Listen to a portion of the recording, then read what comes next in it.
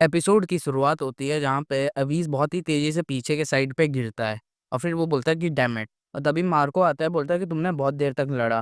मेरे को यही उम्मीद थी कि रैंकर का तुम बहुत ही अच्छे सबऑर्डिनेट हो। वैसे देखा जाए तो अब गुड बाय। और तभी सारे फॉलोअर्स उसके तरफ बढ़ते हैं।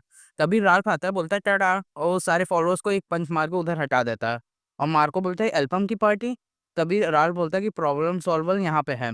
और वो फिर बीस के ऊपर हीलिंग इस्तेमाल करता है और फिर बोलता है कि अब ड्रामेटिक की तरह एक्ट अब मत करो और जल्दी से खड़े हो जाओ। मार्को ये देख के हैरान हो जाता है, बोलता है कि इसने सब कुछ हील कर दिया, इतने खतरनाक चोटों को भी, वो भी कम से कम टाइम में। ये जहाँ तक मेरे को पता था कि इसके रूमर्स जो थे कि ग्रेट हीलर ये तो उससे भी बढ़ के हैं। तभी अभी खड़ा होता है, बोलता है कि अब मेरे को बहुत ही अच्छा फील हो रहा है और तुम्हारी राल्फ नाइस टाइमिंग थी। तभी राल्फ बोलता है कि रैंकर को तुम ये थैंक यू बोलो। वैसे भी देखा जाए तो वो अपने सबऑर्डिनेट को बहुत ही ज़्यादा प्यार करता है।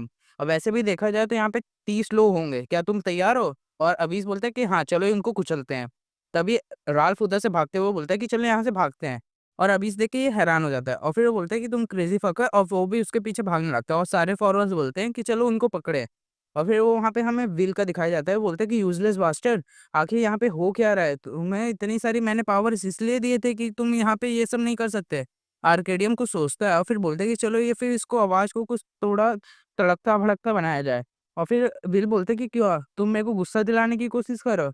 ऐसा नहीं है कि तुम मेरे साथ कॉन्ट्रैक्ट में नहीं हो, और फिर वैसे भी देखा जाए तो मैंने पहले ही कर दिया था कि इस टाइम पे भी तुम अब कदम मत रखना। वैसे भी देखा जाए तो ब्लैक मैजिशियन के रजिस्ट्रेशन अब यहाँ पे मेरे पावर के ऊपर प्रिज़र्व है। और वहाँ से देखा जाए तो आर्केडियम बोलते हैं कि अब ये बहुत ही शर्म की बात है, चलो इसको ख़त्म करा जाए। और जहाँ तक है मैं थोड़ी-सी हेल्प करूँगा जो इस टाइम को ख़त्म कर सकता है, और वो अपने मैजिक पावर का इस्तेमाल करता है। तभी हमें दूसरे साइड के दिखाया जाता है जहाँ पे सारे स्टारलिंक्स के लोग वहाँ पे हमला कर रहे होते हैं, और फेयर बोलता है कि यहाँ पे अब कोई ज़्यादा लेफ्ट नहीं है। और फिर स्टारलिंग बोलते हैं कि आखिर तुम सिचुएशन देख रहे हो ना? तभी फेयर बोलते हैं कि वो लोग बस यहाँ पे पहुँच ही गए हैं। वैसे भी देखा जाए तो क्रॉस हंटर हेडक्वार्टर्स यहाँ पे आ गया है, जनरेक्टर स्क्वाड्स। और फिर स्टारलिंग देखती है सामने, हैरान हो जाती है क्योंकि वहाँ पे एक बड़ा सा क्लॉक आ गया होता है और वहाँ पे 3 लोग हवा में उड़ रहे होते हैं, और स्टारलिंग बोलती है आखिर ये क्या है? और कुछ अजीब लोग वहाँ पे आ रहे होते हैं और वो फ्लोट कर रहे होते हैं। और फिर वो ब्लैक वाला रोप वाला आदमी बोलता है कि आखिर यहाँ पे कितना तबाही मचा हुआ है। तभी वो एक अचानक से कई सारे बैरियर्स खड़े कर देता है और वो आदमी बोलता है कि यहाँ पे हर जगह बैरियर आ गया है। स्टारलिंग बोलता है कि सब इसका ही करा धरा है, और वो सब लोग हवा में उड़ रहे होते हैं और वहाँ पे चारों तरफ से एक बहुत ही लंबा टावर जैसा बैरियर खड़ा कर दिया होता है। किरी बोलती है आखिर ये क्या हो रहा है? और कैसियम बोलता है किरी, और तभी उसको अटैक से बचाता है, बोलता है कि तुम लोग साथ क्यों नहीं रहते हैं? और वैसे भी इडियट तुम देख नहीं सकते हो अपने लिए? तभी वो हमें देखते हैं कि इवोक फिर से खड़ा हो जाता है, बोलते हैं कि यहाँ पे क्या हो रहा है? मैंने तो डेफिनेटली, और फिर तभी बोलता है स्ट्रेंज, आखिर क्यों तुम लोग आखिर क्यों जिंदा हो अभी तक? और फिर अबीस का दिखाया जाता है, अबीस बोलता है कि क्या तुम अपने मानव को खत्म कर चुके हो क्या? वैसे भी देखा जाए तो हम यहाँ पे भाग रहे हैं और तुम अभी मेरे को हील किए, तो उसने बोला कि मेरे पास इतना ही माना था जो मैंने तुम्हें हील किया। तभी अबीस बोलता है कि डैम इट, तुम बिल्कुल भी मदद के लायक नहीं हो। और वैसे वो बोलता है कि तुम इतने भी मीन मत हो, मैं तुम्हारा सेवियर हूँ। और फिर अबीस बोलते हैं सेवियर माई एस। वैसे भी देखा जाए तो अभी इस टाइम पे हम दोनों साथ में भाग रहे हैं, और देखा जाए तो यहाँ पे ये सब प्लान के हिसाब से नहीं है, और वैसे भी देखा जाए तो ये कौन सी नॉनसेंस की बात है। तभी अबीस बोलते हैं कि अपने सामने देखो, और राल्फ रुकता है और बोलता है कि वाह, और ये क्या है? और देखते हैं सामने उनके बैरियर्स आ जाते हैं। और फिर वो बोलता है कि यहाँ पे ज़मीन से अचानक से दीवार कैसे निकल आई है? अबीस बोलता है कि डैम इट, अब यहाँ पे देखा जाए तो अब खत्म हो गए, क्योंकि वहाँ पीछे से फॉलोअर्स आ रहे होते हैं। और राल्फ उसके सामने कुछ फेंकता है, बोलता है कि जल्दी, अब ये ज़्यादा ही जल्दी हो रहा है। लगता है मेरे पास अब कोई चॉइस नहीं है। और राल्फ बोलता है क्या है? और अवीस को हैरान हो जाता है। राल्फ बोलता है कि वैसे भी देखा जाए तो अब ये बहुत ही पकड़म-पकड़ाई की खेल खत्म हो चुकी है। अब इस पॉइंट पे मैं तुम्हें गुड लक कहता हूँ। और तभी वो फॉलोअर्स उन पे हमला करने वाले होते हैं, और अवीस का वो जो हाथ में दिया होता है वो एक्टिवेट हो जाता है और वो तेज़ी से चमकने लगता है। तभी वो बहुत तेज़ी से चमकता है और जैसे ही वो फॉलोअर वहाँ पे हमला करने जा रहे होते हैं, वो वहाँ से गायब हो जाते हैं और सारे फॉलोअर्स हैरान हो जाते हैं। वो लोग बोलते हैं कि आखिर ये लोग कहाँ पे गए हैं? और तभी हमें दिखाया जाता है कि वो लोग दूसरी तरफ पे टेलीपोर्ट हो जाता है और अबिस नीचे गिरता है और बोलता है ये क्या है? और वो सामने देख के हैरान हो जाता है क्योंकि सामने मिस्टर राकन और गोल्ड रिची होते हैं। और तभी गोल्ड रिची बोलते हैं कि मैं, अच्छा हुआ तुम लोग यहाँ पे ठीक हो। तभी अबिस बोलते हैं कि मैं कहाँ पे हूँ? तभी गोल्ड रिची बताता है कि वो एक टेलीपोर्टेशन स्टोन था, जो तुम लोग को एक सर्टेन टारगेट पे तुम्हें टेलीपोर्ट कर देता था, और वो भी बहुत ही लिमिटेड डिस्टेंस पे। पर ये बहुत ही ज़्यादा महँगा है, और एक तरह से देखा जाए तो ये मीसेल्स को पेमेंट में रिक्वायर करता है जब-जब तुम इसको यूज़ करोगे। और तभी देखते हैं कि वहाँ पे राल्फ भी आ जाता है। बोलता है कि अच्छा हुआ मैंने कुछ टाइम बचा लिया। वैसे भी देखा जाए तो ये बहुत ही ज़्यादा वैल्यूएबल आइटम है और मैंने नहीं सोचा था ये इतना इम्पोर्टेंट मोमेंट पे काम आएगा। वैसे भी देखा जाए तो ये मैं हमेशा क्या इसको रख सकता हूँ हमेशा के लिए, और तभी वो सामने देख के हैरान हो जाता है और वो बोलता है कि नो वे, और वहाँ पे कई सारे पैसों के ढेर लगे होते हैं। बोलता है कि क्या ये जगह सच में है?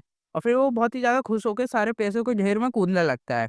और तभी लार्कन बोलता है कि आखिर अब यहाँ से तुम्हारा नेक्स्ट प्लान क्या है? वैसे भी देखा जाए तो तुमने जो 30 मिनट बोला था, मेंशन किया था, वो पहले से ही खत्म हो चुके हैं। तभी वो गोल्डरिची बहुत ही ज़्यादा टेंशन में सोचता है, बोलता है हाँ, मैंने ये सोचा था। पर देखा जाए तो यहाँ पे एक प्रॉब्लम आ चुकी है। वैसे भी देखा जाए तो तुम लोग यहाँ से भाग सकते हो, तुम्हारे पास अभी भी चांस है।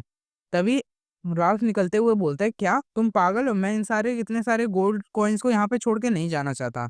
तभी वो बोलता है कि मेरे पास अभी भी कुछ टेलीपोर्टेशन स्टोन्स बचे हुए हैं और मैं चाहूँ तो तुम लोग को अगर देखा जाए तो बाहर कहीं पे टेलीपोर्ट कर सकता हूँ और ये तुम लोग के लिए अच्छी अपॉर्चुनिटी है और यहाँ से मैं नेक्स्ट प्लान कर सकता हूँ। अभी लार्कन बोलता है कि क्या तुम्हारे पास अभी भी स्टोन्स बचे हैं? तो तुम आखिर हमारे साथ क्यों नहीं आते? तभी गोल्ड रिची बोलता है कि मेरे को यहाँ पे कुछ करना है, और तभी हमें दिखाया जाता है एक पानी के अंदर का। यहाँ पे हमें एक शिप दिखाई देती है और वो बोलता है कि कुछ लोग यहाँ पे आने वाले हैं जो मेरे गेस्ट हैं और उनको ग्रीट करना है। तभी वो बोलता है कि हमें वहाँ का फाइट का दिखाया जाता है जहाँ पे सारे स्टारलिंग्स लोग लड़ रहे होते हैं और वो सारे बैरियर्स पे शूट कर रहे होते हैं, पर उस बैरियर पे एक खरोच भी नहीं आती। और तभी जनरेक्टर का आदमी बोलता है कि यहाँ पे कुछ काम नहीं कर रहा, आखिर हम यहाँ से क्या करें मिस्टर जनरेक्टर? और फिर वो बोलता है कि इतना पावरफुल बैरियर कास्ट कोई किया है, वो भी अगर इस लेवल पे देखा जाए जो कैप्टन के लेवल पे है, तो यहाँ पे मेरे कुछ गेसेस है कि आखिर ये कौन कर सकता है। तभी डायरेक्टर बोलते हैं कि वैसे भी देखा जाए तो अब हमें कोई डिफरेंट रास्ता ढूँढना होगा और यहाँ पे हमें कुछ नहीं कर सकते, तो जल्दी से जल्दी हमें अंदर घुसना होगा। और वो लोग बोलते हैं कि यस सर, और फिर वो बोलता है कि शेरिल प्लीज़ कुछ देर के लिए और, फिर मैं तुम्हें बचा लूँगा। और फिर हमें स्टार्लिंग का दिखाया जाता है जहाँ पे वो छुपी होती है एक पत्थर के पास पे। और वही लोग होते हैं कि सोच रही होती है कि यही स्ट्रेंज लोग हैं जिन्होंने बैरियर खड़ा किया है। आखिर देखा जाए तो यहाँ पे टेबल टर्न हो चुका है और मेरे पास बैकअप भी नहीं है। इस तरह से देखा जाए तो मैं मर जाऊँगी। और फिर कुछ आदमी को उठा रहा होता है और तभी स्टार्लिंग बोलती है मेरे पास देखा जाए तो सिर्फ 8 शॉट्स ही बचे हुए हैं, आखिर मैं यहाँ पे क्या करूँ? तभी वो बंदा जो ब्लैक रोप में होता है उड़ रहा, वो बोलता है कि ये कितनी घटिया सिटी है, आखिरकार बिल के मिनियंस यहाँ पे स्ट्रगल कर रहे थे इन लूजर से हारने के लिए। तभी स्टार्लिंग उसके ऊपर हमला करती है और फिर वो बोलता है कि कौन है, और तभी उसके ऊपर दूसरा हमला होता है और उसके एक मिनियन को मार देता है, पर वो डॉज कर लेता है।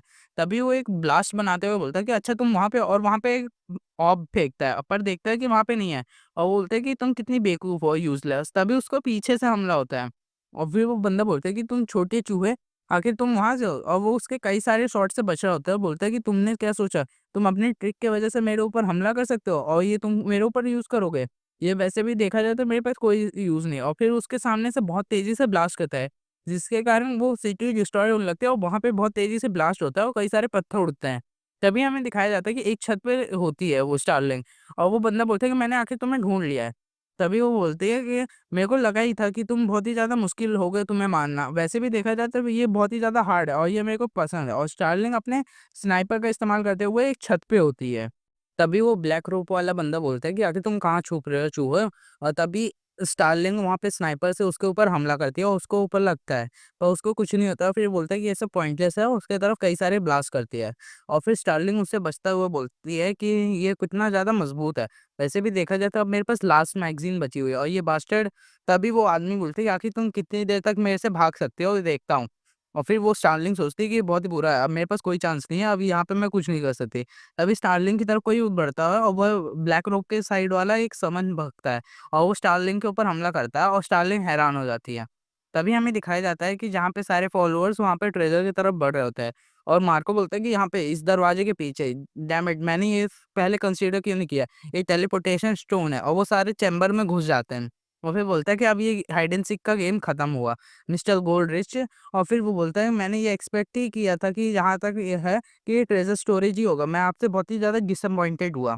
तभी गोल्डरिच ही बोलता है क्या डिसअपॉइंटेड, मैं रिच हूँ इसलिए मैं यहाँ पे हूँ और तुम एक ट्रेडर हो मार्को।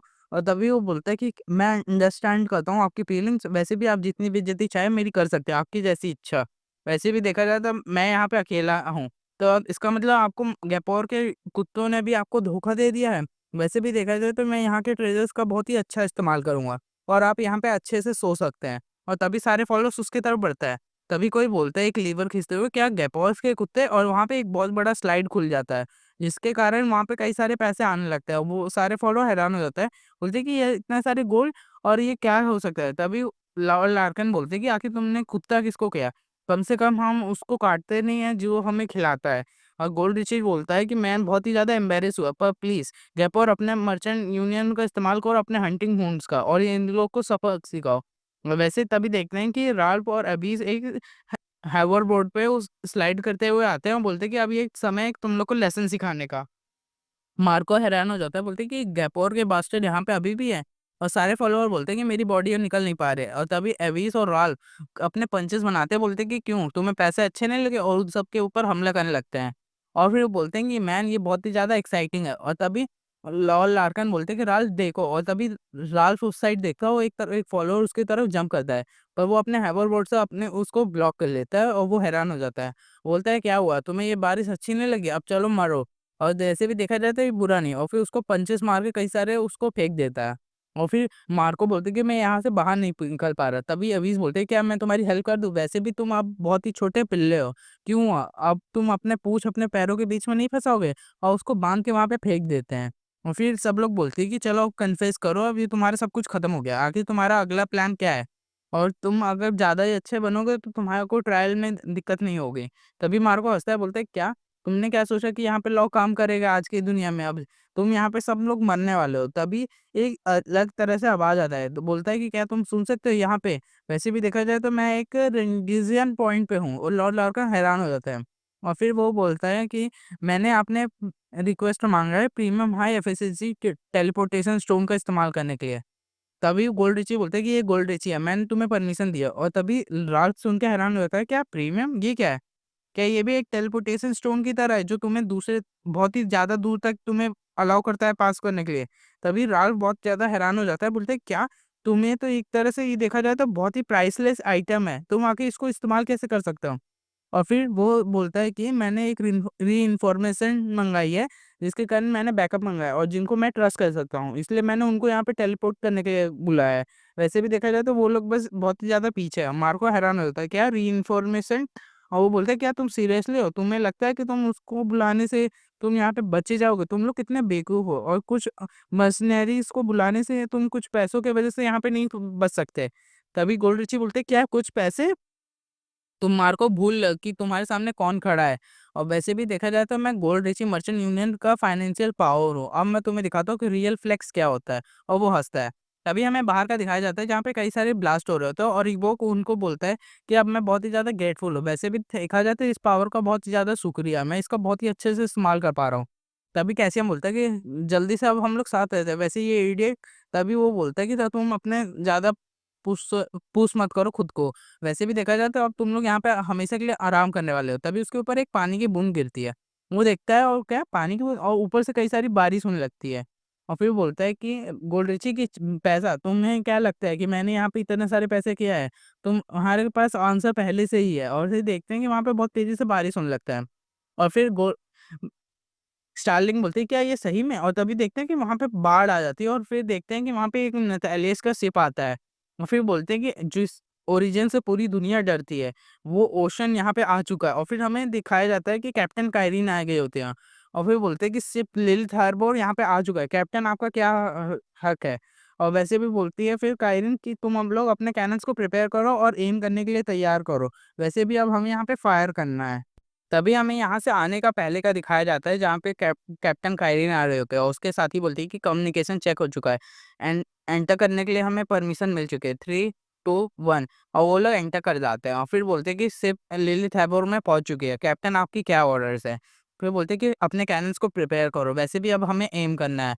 और वहाँ सारे फॉलोअर्स देख के हैरान हो जाते हैं, और वहाँ पे कैनन तैयार हो जाता है, और फिर सब लोग भागने लगते हैं, और कैप्टन काइरीन बोलती है कि फायर करो, और वहाँ पे कई सारे फायर करने लगते हैं, और वो शिप्स वहाँ पे कई सारे बाढ़ आ जाती है पानी की वजह से, और वहाँ पे शिप लैंड करती है, और वहाँ पे पूरा समुद्र बन जाता है। और वो ब्लैक रॉक वाला बोलता है कि आखिर वो कुतिया कहाँ पे गई, और फिर वो बोलता है क्या वो ऑलरेडी मर चुकी है? जाए जो भी हो, वैसे भी मेरे को मेक श्योर करना है, और वो वहाँ पे ब्लास्ट करने जा ही होता है कि तभी उसको एक कैनन शूट होता है, और फिर उसके कैप्टन का आयरन के साथ ही बोलते हैं कि ये टारगेट हिट हुआ है। और फिर देखते हैं वहाँ पे धुआं होता है, और फिर वो बंदा देखते हैं कि अभी भी मरा नहीं होता, और बोलता है कि तुम लोग बादशाह लोग फिर वो बोलते हैं कि टारगेट हमारा मरा हुआ नहीं है, चलो फिर से फायर करो और प्रिपेयर करो। तभी देखते हैं कि वहाँ पे ईबॉक आ जाता है और अपने स्पाइडर वेब से वो पूरे इंजन्स को रोक देता है। और कैप्टन काइरिन के साथ ही बोलते हैं कि मैम, यहाँ पे हमें बॉट शिप के नीचे पे बहुत कुछ अटक गया है, जिसके कारण हम फायर नहीं कर पा रहे और कैनन नंबर 3 भी रुक चुका है।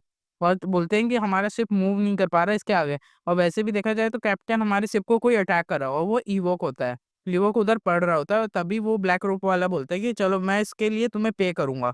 और वो शिप पे हमला करता है बहुत तेजी से।